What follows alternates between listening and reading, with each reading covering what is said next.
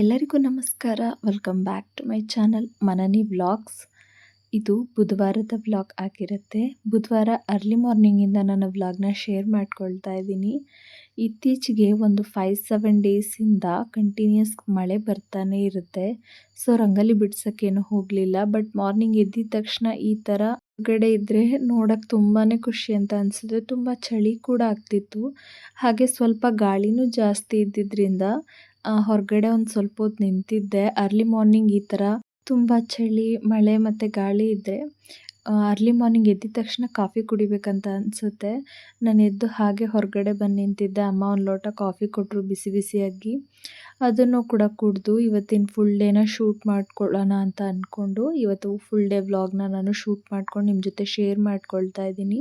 ವಿಡಿಯೋನ ಎಲ್ಲೂ ಸ್ಕಿಪ್ ಮಾಡದೆ ಪೂರ್ತಿಯಾಗಿ ನೋಡಿ. ಹಾಗೆ ನೀವು ಮೊದಲನೇ ಸಾರಿ ನನ್ನ ಚಾನಲ್ನ ನೋಡ್ತಾ ಇದ್ದರೆ ಸಬ್ಸ್ಕ್ರೈಬ್ ಮಾಡ್ಕೊಂಡು ನೋಡೋದನ್ನ ಮರಿಬೇಡಿ. ಮಳೆ ಕಂಟಿನ್ಯೂಸ್ ಬರ್ತಿರೋದ್ರಿಂದ ಮತ್ತು ಕೈ ತೋಟದಲ್ಲಿ ಫುಲ್ ಕಳೆಗಳೆಲ್ಲ ಬೆಳೆದೋಗ್ಬಿಟ್ಟಿತ್ತು. ಹಾಗೆ ಸ್ನಾನ ಏನು ಮಾಡೋಕ್ಕೋಗಲಿಲ್ಲ, ತುಂಬ ಚಳಿ ಇತ್ತು ಅನ್ನೋ ಕಾರಣಕ್ಕೆ ಡೈರೆಕ್ಟಾಗಿ ಟಿಫನ್ ರೆಡಿ ಮಾಡ್ಕೊಳ್ಳೋಣ ಅಂತ ಬಂದೆ. ಟಿಫನ್ ರೆಡಿ ಮಾಡ್ಕೊಳ್ಳೋದಕ್ಕೆ ನಾನಿಲ್ಲಿ ಚಪಾತಿ ಮಾಡ್ಕೊಳ್ತಿದ್ದೀನಿ. ಅದಕ್ಕೆ ಅದರ ಸ್ಪೂನ್ ಎಲ್ಲ ಕಳೆದೋಗ್ಬಿಟ್ಟಿತ್ತು. ಅದಕ್ಕೆ ಮೆಷರ್ಮೆಂಟ್ ಕಪ್ಪಲ್ಲೇ ಒಂದು 5-6 ಕಪ್ಪಷ್ಟು ಗೋಧಿ ಹಿಟ್ಟನ್ನು ಹಾಕ್ಕೊಂಡು ಸ್ವಲ್ಪ ಉಪ್ಪು ಮತ್ತು ನೀರನ್ನು ಸ್ವಲ್ಪ ಸ್ವಲ್ಪನೇ ಸೇರಿಸ್ತಾ ಹಿಟ್ಟನ್ನು ನಾದಿಟ್ಕೊಂಡ್ರೆ ಚೆನ್ನಾಗಿ ನೆಂದೋಗುತ್ತೆ, ಸಾಫ್ಟಾಗಿ ಚಪಾತಿ ಬರುತ್ತೆ ಅಂತ ಒಂದು ಸೈಡಲ್ಲಿ ಎತ್ತಿಟ್ಕೊಂಡೆ. ಹಾಗೆ ಗ್ರೇವಿಗೆ ಮನೇಲಿ ಅಮ್ಮ ಲಾಸ್ಟ್ ವೀಕ್ ತುಂಬಾ ವೆಜ್ಜೀಸ್ ತಂದಿದ್ರಲ್ವ, 4-5 ಡೇಸ್ ಬ್ಯಾಕ್. ಅದರಲ್ಲಿ ಏನಾದರೂ ಗ್ರೇವಿ ಮಾಡ್ಕೊಳ್ಳೋಣ ಯಾವುದಾದ್ರಲ್ಲಿ ಅಂತ ಅಮ್ಮ ಪಡವಲಕಾಯಲ್ಲೇ ಮಾಡು ಅಂತ ಹೇಳಿದ್ರು. ಅದಕ್ಕೆ 1/4 ಕಪ್ಪಲ್ಲಿ 1 ಕಪ್ಪಷ್ಟು 1/4 ಕಪ್ಪಲ್ಲಿ 1 ಕಪ್ಪಷ್ಟು ಹೆಸರುಬೇಳೆನ ನಾನಿಲ್ಲಿ ಕುದಿಯೋಕ್ಕೆ ಅಂತ ಇಡ್ತಾಯಿದ್ದೀನಿ. 1 ವಿಷಲ್ ಅಥವಾ 2 ವಿಷಲ್ ಆದರೆ ಸಾಕಾಗುತ್ತೆ. ಇದು ಮೊಸರು ಥರ ನೀಟಾಗಿ ಬೆಂದೋಗಿಬಿಡುತ್ತೆ. ಹಾಗೆಯೇ ನಾನು ಕಡಿಮೆ ಕ್ವಾಂಟಿಟಿಯಲ್ಲಿ ಮಾಡ್ಕೊಳ್ತಾ ಇರೋದ್ರಿಂದ ಇದಕ್ಕೆ ನಾನು ಜಾಸ್ತಿ ಅರಿಶಿನ ಎಣ್ಣೆ ಏನೂ ಹಾಕೋಕ್ಕೋಗಿಲ್ಲ. ಹಾಗೆ ಡೈರೆಕ್ಟಾಗಿ 2 ವಿಷಲ್ ಮಾಡಿಕೊಂಡೆ. ಆದರೆ ಗ್ಯಾಪಲ್ಲಿ ಮಸಾಲೆ ರುಬ್ಕೊಳ್ಳೋಣ ಅಂತ ನಾನು ಒಂದು 4-5 ಕರಿಬೇವಿನ ಸೊಪ್ಪನ್ನು ಒಂದು ಸ್ಮಾಲ್ ಮಿಕ್ಸಿ ಜಾರ್ಗೆ ಹಾಕ್ಕೊಳ್ತಿದ್ದೀನಿ. ಹಾಗೆ ಒಂದು ಮೆಣಸಿನ್ಕಾಯಿ ಕೂಡ ಹಾಕ್ಕೊಳ್ತಿದ್ದೀನಿ ಮತ್ತು ಇದಕ್ಕೆ ಸ್ವಲ್ಪ ತೆಂಗಿನಕಾಯಿ ಹಾಗೆ ಸ್ವಲ್ಪ ಜೀರಿಗೆನ ಇದಕ್ಕೆ ಹಾಕ್ಕೊಳ್ಬೇಕಾಗತ್ತೆ. ಇದು ತುಂಬ ಸಿಂಪಲ್ ಮಸಾಲೆ. ಇದು ಬ್ರಾಹ್ಮಣ ಶೈಲಿಯಲ್ಲಿ ಮಾಡೋ ಅಂಥ ಒಂದು ಗೊಜ್ಜಾಗಿರುತ್ತೆ. ಅಂದರೆ ಗ್ರೇವಿ ತುಂಬಾ ಟೇಸ್ಟಿಯಾಗಿರುತ್ತೆ. ತುಂಬ ಮೈಲ್ಡ್ ಮಸಾಲೆ ಇರುತ್ತೆ. ನಾವು ವೆಜ್ ತಿನ್ನೋರಾಗಿರೋದ್ರಿಂದ ನಾನು ಜಾಸ್ತಿ ಮಸಾಲೆಯನ್ನು ಇಲ್ಲದೇ ಇರೋವಂಥ ತುಂಬ ಕಡಿಮೆ ಮಸಾಲೆ ಇರೋ ಅಡುಗೆಗಳನ್ನು ನಾನು ನನ್ನ ಬ್ಲಾಗಲ್ಲಿ ಶೇರ್ ಮಾಡ್ಕೊಳ್ತೀನಿ. ಯಾಕಂದರೆ ನಾವು ಅದೇ ಡೈಲಿ ಬೇಸಿಸ್ ತಿಂತೀವಲ್ವ, ಆ ಕಾರಣಕ್ಕೆ. ಇದಿವಾಗ ಕಂಪ್ಲೀಟ್ ಆಗಿದೆ. ಇದನ್ನು ರುಬ್ಕೊಳ್ಳೋಕ್ಕೆ ಅಂತ ಒಂದು ಸೈಡಲ್ಲಿ ಎತ್ತಿಟ್ಕೊಂಡೆ. ರುಬ್ಕೊಂಡು ಬರೋ ಅಷ್ಟರಲ್ಲಿ ಇದು ಕುಕ್ಕರ್ ನೀಟಾಗಿ ವಿಷಲೆಲ್ಲ ಹೋಗಿ ಏರೆಲ್ಲ ಔಟಾಗಿತ್ತು. ಸೊ ಅದನ್ನು ಒಂದು ಸತಿ ಚೆಕ್ ಮಾಡ್ಕೊಳ್ತಾ ಇದ್ದೀನಿ. ಅದೇನಾದರೂ ನೀಟಾಗಿ ಫಸ್ಟು ಬೆಂದೋಗ್ಬಿಟ್ರೆ ರೆಡಿಯಾಗಿಬಿಡುತ್ತಲ್ವ. ಸೊ ನೆಕ್ಸ್ಟು ಅದನ್ನ ಒಗ್ಗರಣೆ ಮಾಡ್ಕೊಳ್ಳೋಣ ಗ್ರೇವಿಗೆ ಅಂತ ಒಂದು ಪ್ಯಾನ್ಗೆ ನಾನು ಒಂದು 3-4 ಟೇಬಲ್ ಸ್ಪೂನಷ್ಟು ಎಣ್ಣೆನ ಹಾಕ್ಕೊಂಡೆ. ನಾವು ಪಡವಲಕಾಯಿನ ಎಣ್ಣೆಲೆ ಫ್ರೈ ಮಾಡಬೇಕಾಗತ್ತೆ. ಹಾಗೆಯೇ ಎಣ್ಣೆ ಕಾದ್ಮೇಲೆ ನಾನು 1 ಟೀ ಸ್ಪೂನಷ್ಟು ಸಾಸಿವೆ, 1 ಟೇಬಲ್ ಸ್ಪೂನ್ ಕಡಲೆಬೇಳೆ, 1 ಟೇಬಲ್ ಸ್ಪೂನಷ್ಟು ಉದ್ದಿನಬೇಳೆನ ನಾನು ಒಗ್ಗರಣೆಯಲ್ಲಿ ಸ್ವಲ್ಪ ಗೋಲ್ಡನ್ ಬ್ರೌನ್ ಬರೋವರೆಗೂ ಫ್ರೈ ಮಾಡ್ಕೊಳ್ತಾ ಇದ್ದೀನಿ. ಎಣ್ಣೆ ಸ್ವಲ್ಪ ಬಿಸಿ ಆದಮೇಲೆ ಹಾಕಿದ್ದೆ ನಾನು. ಇಲ್ಲಿವರೆಗೂ ನಾನು ಮೀಡಿಯಮ್ ಫ್ಲೇಮಲ್ಲೇ ಇಟ್ಕೊಂಡು ಫ್ರೈ ಮಾಡ್ಕೊಳ್ತಾ ಇದ್ದೀನಿ. ಹಾಗೆ ಹಸಿಮೆಣಸಿನ್ಕಾಯಿ ರುಬ್ಬಕ್ಕೆ ಹಾಕಿರೋದ್ರಿಂದ 2 ಒಣಮೆಣಸಿನ್ಕಾಯಿನ ಒಗ್ಗರಣೆಗೆ ಹಾಕ್ಕೊಳ್ತಾ ಇದ್ದೀನಿ. ಈ ಗ್ರೇವಿ ತುಂಬ ಪ್ಲೇನಾಗಿ ಬಿಡುತ್ತೆ ಅಂತ ನಾನಿಲ್ಲಿ ಈರುಳ್ಳಿ ಹಾಕ್ಕೊಂಡಿದ್ದೀನಿ. ನೀವು ಬೇಕಂದರೆ ಅದನ್ನು ಸ್ಕಿಪ್ ಮಾಡ್ಕೊಳ್ಬೋದು, ನೀವು ಈ ರೆಸಿಪಿ ಟ್ರೈ ಮಾಡ್ತೀನಿ ಅನ್ನೋದಾದರೆ. ಹಾಗೆ ಪಡವಲಕಾಯಿನೂ ಕೂಡ ಹಾಕಿ ಚೆನ್ನಾಗಿ ಒಂದು 10 ಮಿನಿಟ್ಸ್ ಫ್ರೈ ಮಾಡ್ಕೊಂಡಿದ್ದೀನಿ.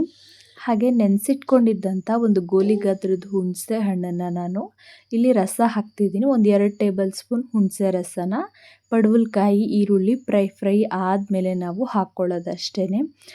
ಇಲ್ಲಿ ಹುಣಸೆ ರಸ ಹಾಕಿದ ತಕ್ಷಣ ನಾನು ಒಂದು 100 ml ಅಷ್ಟು ನೀರು, ಅಂದರೆ ಪಡವಲಕಾಯಿ ಮುಳುಗೋ ಅಷ್ಟು ನೀರನ್ನು ಹಾಕಿ ಒಂದು 10 ಮಿನಿಟ್ಸ್ ಇದನ್ನು ಬೇಯೋಕ್ಕೆ ಮುಚ್ಚಿಡ್ತಾ ಇದ್ದೀನಿ.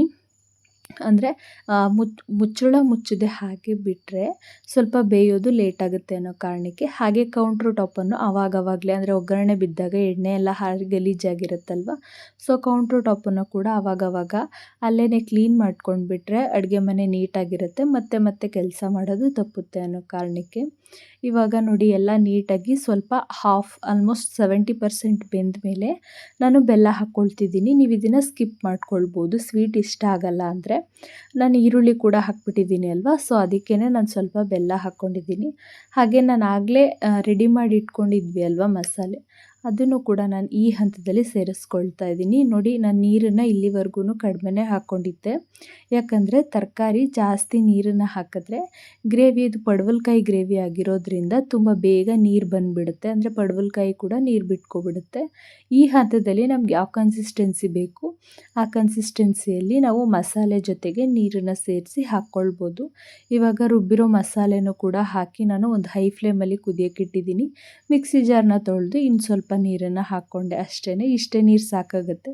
ಇವಾಗ ಮುಚ್ಚಳ ಮುಚ್ಚಿ ಇನ್ನೊಮ್ಮೆ ನಾನು ಬೇಯಿಸ್ಕೊಳ್ತಾ ಇದ್ದೀನಿ. ಹಾಗೆ ಗೋಧಿ ಹಿಟ್ಟು ಕೂಡ, ಅಂದರೆ ಚಪಾತಿ ಹಿಟ್ಟು ಕೂಡ ನೀಟಾಗಿ ರೆಡಿಯಾಗಿತ್ತು. ಕೈಗೆ ಏನು ಅಂಟದೇ ಇರೋ ಥರ ನೀಟಾಗಿ ಅದನ್ನು ಒಂದು ಸತಿ ಚೆಕ್ ಮಾಡಿಕೊಂಡೆ. ಹಾಗೆ ಉಂಡೆ ಮಾಡ್ಕೊಬಿಡೋಣ ಅದು ರೆಡಿಯಾಗೋ ಅಷ್ಟರಲ್ಲಿ ಗ್ರೇವಿ ಅಂತ ಅಂದ್ಕೊಂಡು.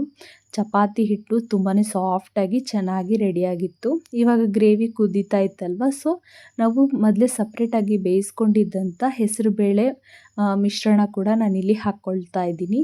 ಇದಕ್ಕೆ ನಾನು ಎಲ್ಲೋ ಮತ್ತು ಎಣ್ಣೆ ಏನು ಆ್ಯಡ್ ಮಾಡಿರಲಿಲ್ಲ, ಪ್ಲೇನಾಗಿ ಹಾಗೆ ಬೇಯಿಸ್ಕೊಂಡಿದ್ದೆ. ಅದನ್ನು ಕೂಡ ಆ್ಯಡ್ ಮಾಡಿ ಕುದಿಸಿದ್ರೆ ಗ್ರೇವಿ ರೆಡಿಯಾಗಿ ಹೋಗಿಬಿಡುತ್ತೆ. ಹಾಗೆ ಸ್ವಲ್ಪ ಚಟ್ನಿ ಮಾಡ್ಕೊಳ್ಳೋದಕ್ಕೆ ನಾನಿಲ್ಲಿ ಸ್ವಲ್ಪ ಕೊತ್ತಂಬರಿ ಸೊಪ್ಪು, ಉಪ್ಪು, ಹಾಗೆ 2 ಮೆಣಸಿನ್ಕಾಯಿ, 2 ಎಸಳಷ್ಟು ಹುಣಸೆಹಣ್ಣು, ಒಂದು 4 ಎಸಳು ಬೆಳ್ಳುಳ್ಳಿ, ಹಾಗೆ ಒಂದು 4-5 ಟೇಬಲ್ ಸ್ಪೂನಷ್ಟು ಹುರ್ಗಡ್ಲೆ ಮತ್ತು ತೆಂಗಿನಕಾಯಿ ಪೀಸಸ್ನ ಹಾಕ್ಕೊಳ್ತಾ ಇದ್ದೀನಿ.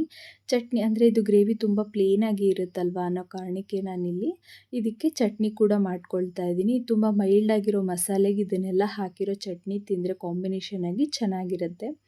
ಇದು ರುಬ್ಬಿ ಒಂದು ಸೈಡಲ್ಲಿ ಎತ್ತಿಟ್ಕೊಂಡು ಇವಾಗ ಚಪಾತಿನ ಲಟ್ಟಿಸ್ಕೊಳ್ತಾ ಇದ್ದೀನಿ. ಚಪಾತಿನ ನಾನು ಯಾವಾಗಲೂ ಇದೇ ಥರ ಜಸ್ಟ್ ಒಂದು ಸತಿ ಚಿಕ್ಕದಾಗಿ ಲಟ್ಟಿಸ್ಕೊಂಡು ಆಮೇಲೆ ಎಣ್ಣೆ ಹಾಕಿ ಫೋಲ್ಡ್ ಮಾಡಿ ಮಾಡಿಕೊಂಡ್ರೆ ಡೈಲಿ ಫುಲ್ ಚಪಾತಿ ತುಂಬ ಚೆನ್ನಾಗಿ ಬರುತ್ತೆ ಅನ್ನೋ ಕಾರಣಕ್ಕೆ. ಹಾಗೆ ಸ್ವಲ್ಪ ನಾನು 2 ಡೇಸಿಂದ ಬ್ಯುಸಿ ಇದ್ದೆ. ಅಂದರೆ ಮನೆಗೆ ಯಾರೋ ಗೆಸ್ಟ್ ಬಂದು ಹೋಗಿದ್ದರು. ಅದಾದಮೇಲೆ ಯಾಕೋ ಪಾಪು ತುಂಬಾ ಹುಷಾರು ಇರಲಿಲ್ಲ. ಅಂದರೆ ಅದು ಹಾಲು ಕುಡಿತಾನೆ ಇರಲಿಲ್ಲ. ಬೇಬಿ ಇನ್ನೂ 6 ಮಂತ್ ಆಗಿರೋದ್ರಿಂದ ಸ್ವಲ್ಪ ಕನ್ಸರ್ನ್ ಇರುತ್ತೆ ಅಲ್ವಾ, ಆ ಕಾರಣಕ್ಕೆ ನಾನು 2 ಡೇಸಿಂದ ವ್ಲಾಗ್ ಮಾಡೋಕ್ಕಾಗಿಲ್ಲ. ಅಂದರೆ ಏನು ಕೆಲಸ ಮಾಡ್ತಿದ್ರು ಮಗು ಮೇಲೇ ಕಾನ್ಸಂಟ್ರೇಷನ್ ಇರುತ್ತೆ ಅನ್ನೋ ಕಾರಣಕ್ಕೆ, ಸುಮ್ಮನೆ ಯಾವುದಾದ್ರೂ ಕೆಲಸ ಕರೆಕ್ಟಾಗಿ ಮಾಡಬೇಕು ಅನ್ನೋ ಕಾರಣಕ್ಕೆ ನಾನು ಈ ವ್ಲಾಗ್ ಏನು ಮಾಡೋಕ್ಕೆ ಹೋಗಲಿಲ್ಲ. ಜಸ್ಟ್ ಮಗು ಮೇಲೆ ಕಾನ್ಸಂಟ್ರೇಟ್ ಮಾಡ್ಕೊಂಡಿದ್ದೆ. ನಿಮಗೂ ಯಾರಿಗಾದ್ರೂ ಈ ಥರ ಅನಿಸಿದ್ರೆ, ಎಲ್ಲ ಕೆಲಸಕ್ಕಿಂತ ಮಗುನೇ ಇಂಪಾರ್ಟೆಂಟ್. ಅಂದರೆ ಈ ಥರ ನಮಗೆ ಏನೂ ಮಾಡಬೇಡಪ್ಪ ಫಸ್ಟು ನೋಡ್ಕೊಂಡಿದ್ದು ಬಿಡೋಣ ಅಂತ ಅನಿಸಿದ್ರೆ ಕಮೆಂಟ್ ಮಾಡಿ ತಿಳಿಸಿ ಯಾರಿಗೆಲ್ಲ ಇದೇ ಥರ ಅನಿಸುತ್ತೆ ಅಂತ. ಹಾಗೆಯೇ ಮಗು ಹುಷಾರಿಲ್ಲ ಅನ್ನೋ ಟೈಮಲ್ಲಿ ಎಷ್ಟೊಂದೆಲ್ಲ ಪ್ರಾಬ್ಲಮ್ ಅನಿಸುತ್ತೆ, ತುಂಬ ಬೇಜಾರಾಗಿಬಿಡುತ್ತೆ. ಸೊ ಅದಕ್ಕೆ ನಾನು ಕೂಡ ಏನೂ ಮಾಡಿರಲಿಲ್ಲ. ಹಾಗೆಯೇ ಸೊ ಇದು ನಿನ್ನೆ ಒಂದಿನ ಇವಾಗ ಪರವಾಗಿರಲಿಲ್ಲ, ಆರಾಮಾಗಿದ್ಲು ಅನ್ನೋ ಕಾರಣಕ್ಕೆ ನಾನು ಕೆಲವೊಂದು ವಿಡಿಯೋನ ಕ್ಲಿಪ್ಪಿಂಗ್ನ ಶೂಟ್ ಮಾಡಿಕೊಂಡೆ. ಇವತ್ತು ಫುಲ್ ಡೇ ತುಂಬಾ ಕೆಲಸ ಇತ್ತು. 2 ಡೇಸಿಂದ ರೂಮೆಲ್ಲ ಏನೂ ಕ್ಲೀನ್ ಮಾಡ್ಕೊಂಡಿರಲಿಲ್ಲ ಆ ಕಾರಣಕ್ಕೆ. ಹಾಗೆ ಚಪಾತಿ ಎಲ್ಲ ನೋಡಿ ಲಟ್ಟಿಸ್ಕೊಂಡು ಬೇಯಿಸ್ಕೊಳ್ತಾ ಇದ್ದೀನಿ ಫೋಲ್ಡ್ ಮಾಡಿ. ಈ ಥರ ಫೋಲ್ಡ್ ಮಾಡಿ ಬೇಯಿಸ್ಕೊಂಡ್ರೆ ಇಷ್ಟು ಚೆನ್ನಾಗಿ ಬರುತ್ತೆ ಅಂತ. ಚಪಾತಿ ಎಲ್ಲ ಬೇಯಿಸ್ಕೊಂಡು ಆದಮೇಲೆ ನಾನಿಲ್ಲಿ ಸರ್ವ್ ಮಾಡ್ಕೊಳ್ತಾ ಇದ್ದೀನಿ. ಫಸ್ಟ್ ನಾನು ಗ್ರೇವಿನ ಮಾಡ್ಕೊಳ್ತಾ ಇದ್ದೀನಿ. ನಾನು ಫುಡ್ ಚಾನಲ್ಗೋಸ್ಕರ ನಾನು ಫಸ್ಟ್ ಗ್ರೇವಿನ ಸರ್ವ್ ಮಾಡ್ಕೊಳ್ತಾ ಇದ್ದೀನಿ. ಫುಡ್ ಚಾನಲಲ್ಲಿ ತುಂಬ ಕಡಿಮೆ, ಇವಾಗಿನ್ನೂ ಸ್ಟಾರ್ಟ್ ಮಾಡಿರೋದಲ್ವ, ಸ್ವಲ್ಪ ಅದಾಗಿಯೇ ವೀಡಿಯೋಗಳನ್ನು ನಾನು ಅಪ್ಲೋಡ್ ಮಾಡ್ತಾ ಇದ್ದೀನಿ. ಇನ್ನೂ ತುಂಬ ಏನು ನಾನು ಅಪ್ಲೋಡ್ ಮಾಡೋಕ್ಕೂ ಹೋಗಿಲ್ಲ. ಬಟ್ ಫುಡ್ ಚಾನಲ್ಗೂ ಕೂಡ ಬೇಕಾಗುತ್ತೆ ಯೂಟ್ಯೂಬ್ ಚಾನಲ್ಗೆ ಅಂತ ನಾನು ಒಂದೊಂದೇ ರೆಸಿಪಿನ ಶೂಟ್ ಮಾಡ್ಕೊಂಡು ಹಾಕ್ತಾಯಿದ್ದೀನಿ. ಸೊ ಫಸ್ಟ್ ಇದು ಪಡವಲಕಾಯಿ ಸ್ವಲ್ಪ ಯುನೀಕ್ ಆಗಿರುತ್ತೆ ಅಲ್ವ, ಸೀಸ್ನಲ್ ವೆಜಿಟೇಬಲ್ಸ್ ಅಲ್ವ, ಸೊ ಅದಕ್ಕೆ ಇದನ್ನು ಕೂಡ ನಾನು ವಿಡಿಯೋ ಶೂಟ್ ಮಾಡಿ ಹಾಕೋಣ ಅಂತ ಇವತ್ತು ಈ ರೆಸಿಪಿನ ಟ್ರೈ ಮಾಡಿದೆ. ಅಮ್ಮ ಹೇಳ್ಕೊಡ್ತಾಯಿದ್ರು ಒಂದು ಸೈಡಲ್ಲಿ. ಹಾಗೆ ಇದಾದಮೇಲೆ ನಾನು ಚಪಾತಿ ಜೊತೆ ಸರ್ವ್ ಮಾಡಿಕೊಂಡೆ. ಚಪಾತಿ ಜೊತೆ ತುಂಬಾ ಚೆನ್ನಾಗಿತ್ತು. ಲೇಯರ್ ಚಪಾತಿ ಜೊತೆ ಮೈಲ್ಡಾಗಿರೋ ಗ್ರೇವಿ, ಚಟ್ನಿ, ಈ ಥರ 3-4 ಲೇಯರ್ ಚಪಾತಿ ಜೊತೆ ತಿಂತಾಯಿದ್ರೆ ತುಂಬಾ ಚೆನ್ನಾಗಿತ್ತು. ಆಲ್ಮೋಸ್ಟ್ ಪರೋಟ ಥರನೇ ತುಂಬಾ ಚೆನ್ನಾಗಿತ್ತು. ಹಾಗೆ ಮಾರ್ನಿಂಗ್ ಬ್ರೇಕ್ಫಾಸ್ಟಿಗೆ ಅದಾದಮೇಲೆ ಮಧ್ಯಾಹ್ನ ಲಂಚ್ಗೆ ಕೂಡ ನಾನೇನೆ ಸಬ್ಬಕ್ಕಿ ಸೊಪ್ಪು ಬಳಸ್ಕೊಂಡು ಒಂದು ಸಾಂಬಾರನ್ನ ಮಾಡ್ಕೊಳ್ತಿದ್ದೆ. ಇದನ್ನು ಮಾಡ್ಕೊಳ್ಳೋದಕ್ಕೆ 1/4 ಕಪ್ಪಲ್ಲಿ 1 ಕಪ್ ಬೇಳೆ, 1 ಕಪ್ಪಷ್ಟು ಬೀನ್ಸ್ ಹುರುಳಿಕಾಯಿ, ಹಾಗೆ 1 ಕಪ್ಪಷ್ಟು ಕ್ಯಾರೆಟನ್ನು ಉದ್ದುದ್ದಕ್ಕೆ ಹೆಚ್ಚಿ ಹಾಕ್ಕೊಂಡೆ. ಹಾಗೆ 1 ಕಪ್ಪಷ್ಟು ಸಬ್ಬಕ್ಕಿ ಸೊಪ್ಪನ್ನು ಕೂಡ, ಇದು ಜಾಸ್ತಿ ಹಾಕ್ಕೊಂಡ್ರೆ ಫ್ಲೇವರ್ ಬಂದುಬಿಡುತ್ತೆ. ಒಂದು ಮೀಡಿಯಮ್ ಸೈಜ್ ಈರುಳ್ಳಿ, ಹಾಗೆ 2 ಸ್ಮಾಲ್ ಸೈಜ್ ಟೊಮ್ಯಾಟೋನ ಕಟ್ ಮಾಡಿ ಹಾಕ್ಕೊಳ್ತಿದ್ದೀನಿ. ಇಷ್ಟೇ ಸಿಂಪಲ್ಲಾಗಿ ನಾವು ಸಾಂಬಾರನ್ನ ಮಾಡ್ಕೊಳ್ಬೋದು. ಇದರಲ್ಲಿ ತುಂಬಾ ಚೆನ್ನಾಗಿ ಟೇಸ್ಟಿಯಾಗಿ ಬರುತ್ತೆ. ಇದನ್ನು ಸ್ವಲ್ಪ ನೀರನ್ನು ಹಾಕಿ, ಅಂದರೆ ನಾವು ಹಾಕಿರೋ ತರಕಾರಿ ಬೇಳೆ ಎಲ್ಲದ್ರ ಮೇಲೆ 2 ಡಬಲ್ ಆಗಬೇಕು ಅಷ್ಟು ನೀರನ್ನು ಹಾಕಿ ಒಂದು 2 ವಿಷಲ್ ಮಾಡಿಕೊಂಡ್ರೆ ಸಾಕಾಗುತ್ತೆ. ಅಷ್ಟರಲ್ಲಿ ನಾನು ಇದಕ್ಕೆ ಮಸಾಲೆ ರುಬ್ಕೊಳ್ಳೋಕ್ಕೆ ಒಂದು ಮಿಕ್ಸಿ ಜಾರನ್ನ ಎತ್ತಿಟ್ಕೊಂಡಿದ್ದೀನಿ. ಇದು ಕೂಡ ಸಿಂಪಲ್ ಮಸಾಲೆ. ಇದು ಎಲ್ಲ ಗ್ರೇವಿಗೂ, ಅಂದರೆ ಎಲ್ಲ ಸಾಂಬಾರು ಗ್ರೇವಿಗಳಿಗೆ ಇದೇ ಬೇಸ್ ಮಸಾಲೆ ಆಗಿರುತ್ತೆ.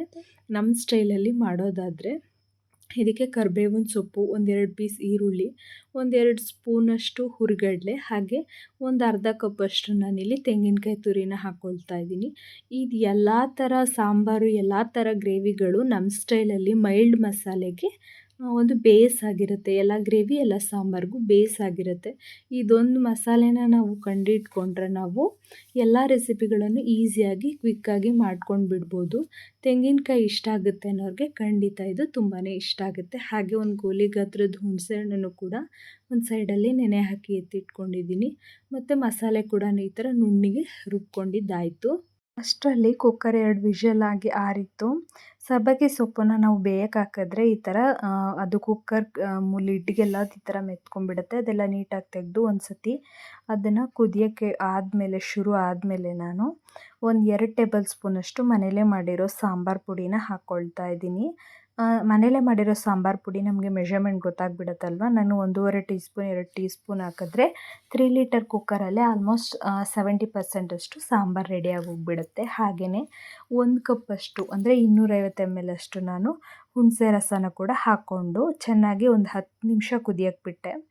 ಹಾಗೆಯೇ ನಾವು ರೆಡಿ ಮಾಡ್ಕೊಂಡಿದ್ದ ಮಸಾಲೆನೂ ಕೂಡ ಮಿಕ್ಸ್ ಮಾಡಿಬಿಟ್ಟೆ. ಇದಕ್ಕೆ ಸ್ವಲ್ಪ ನೀರು ಕನ್ಸಿಸ್ಟೆನ್ಸಿ ಬೇಕಂದರೆ ಈ ಟೈಮಲ್ಲಿ ಅಡ್ಜಸ್ಟ್ ಮಾಡ್ಕೊಳ್ಬೋದು. ಇವಾಗ ನಾನು ಇದು ಕುದಿಯೋಕ್ಕೆ ಸ್ಟಾರ್ಟ್ ಆದಮೇಲೆ ಉಪ್ಪನ್ನ ಹಾಕ್ಕೊಳ್ತಾ ಇದ್ದೀನಿ. ಒಂದು 10 ನಿಮಿಷ ಈ ಥರ ಕುದಿ ಬಂದರೆ ಸಾಕು. ಜಾಸ್ತಿ ಕುದಿಸಿದ್ರೆ ಫ್ಲೇವರ್ ಹೋಗಿಬಿಡುತ್ತೆ. ಹಾಗೆ ಇದಕ್ಕೆ ಒಂದು ಸಿಂಪಲ್ಲಾಗಿ ಒಂದು ಒಗ್ಗರಣೆ ಕೊಟ್ಕೊಳ್ತಾ ಇದ್ದೀನಿ. ಒಂದು 4 ಟೇಬಲ್ ಸ್ಪೂನಷ್ಟು ಎಣ್ಣೆಗೆ 1 ಟೀ ಸ್ಪೂನಷ್ಟು ಸಾಸಿವೆನ ಹಾಕ್ಕೊಳ್ತಾ ಇದ್ದೀನಿ.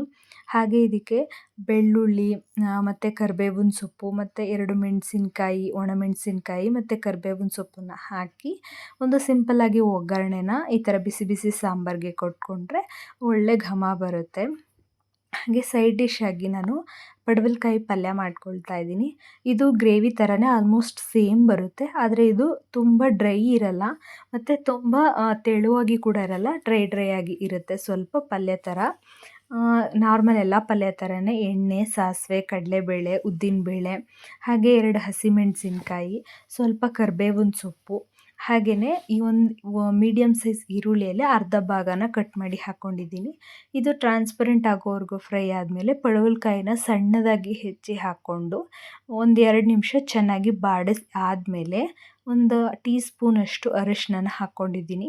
ಅರಿಶಿನ ಇಲ್ಲಿ ಒಳ್ಳೆ ಫ್ಲೇವರ್ ಕೊಡುತ್ತೆ.